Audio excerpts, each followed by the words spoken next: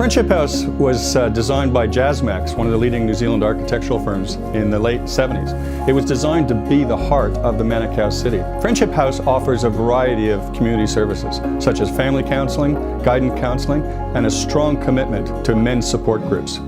Today we have Friendship House, and we're going to give their counselling rooms and their training rooms a makeover. The colours are amazing this time round. They reflect the community that they service and that they look after.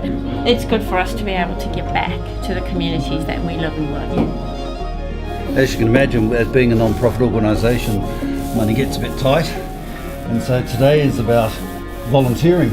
And PPG Paints and their colourful communities coming along today and helping us to paint what we wouldn't normally be able to afford to paint, and to make it a much more attractive and vibrant place for our customers to come to.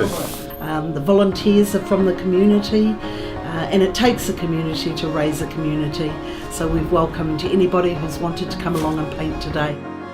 Vibe today has been brilliant. It's just the children are loving it. We're all dressed in our PPG t-shirts and caps.